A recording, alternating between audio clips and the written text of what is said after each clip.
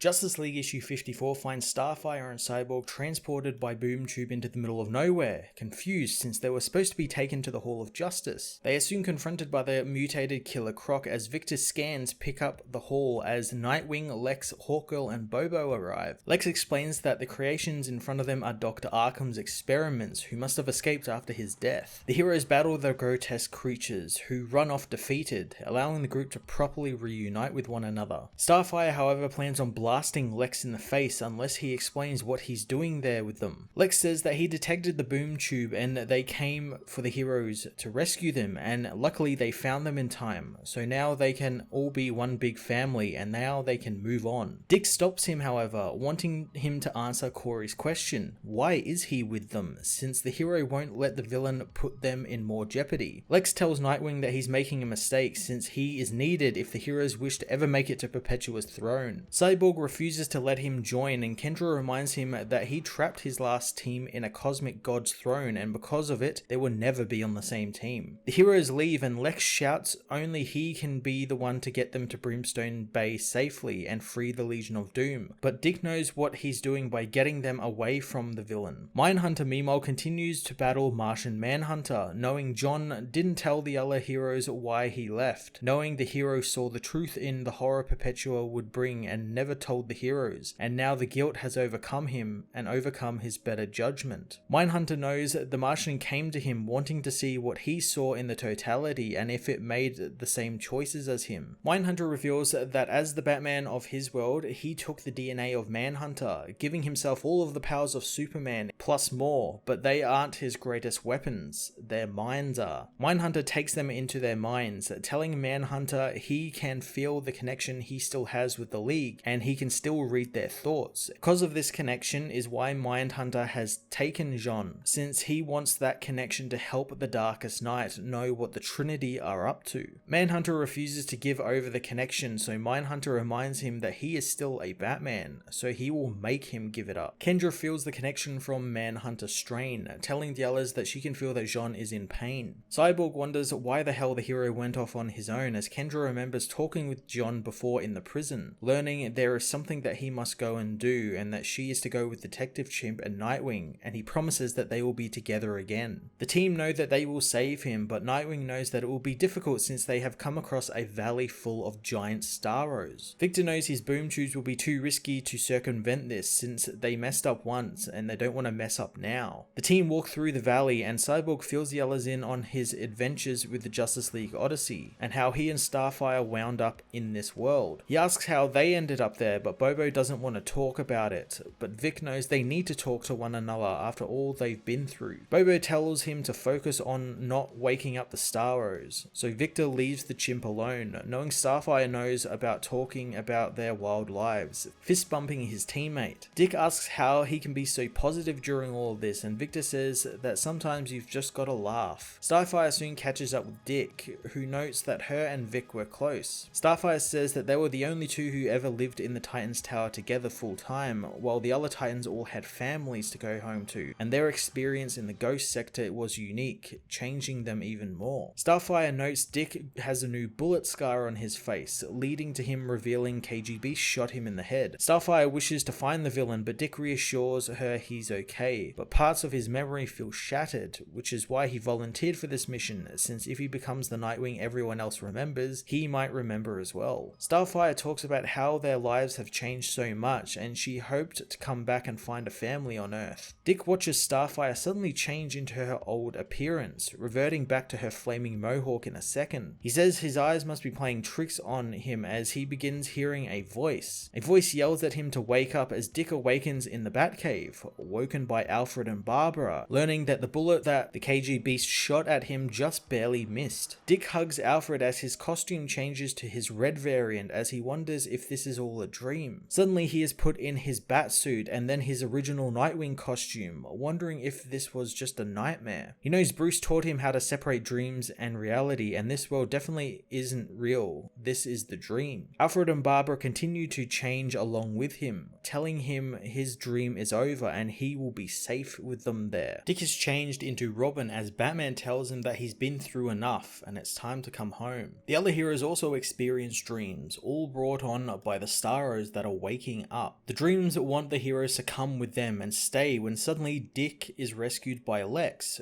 who tells the fool to wake up. Lex reminds him that they would have needed him and they could have avoided all of this had they just followed his lead, since he knew not to march through the Valley of the Starros. Lex reveals how a dark multiverse Batman was controlled by Starro, who took over the whole world, and his army now sleeps until someone is stupid enough to come near them. Dick says the dream started to turn on him when he rejected it, and Lex knows that they now must kill the Starros, but Dick refuses to kill anything until the other heroes are rescued. Meanwhile, in their dreams, the other heroes begin turning on their dreams, but it's too late, since as Lex points out, Starro the Conqueror knows best how to defend itself, and in this situation, it's gotten control of Starfire, Hawkgirl, Cyborg, and Detective Chimp, turning them on Nightwing and Lex Luthor. Justice League issue 54 was a fun continuation through the warped and upside down world created by Perpetua and the Batman Who Laughs, focusing mainly on Nightwing's role as team leader as well as Manhunter's current predicament, adding a kind of ticking clock element to the mission since now the heroes have to get to him before the Mindhunter breaks him. I really liked the team kinda getting a moment to catch up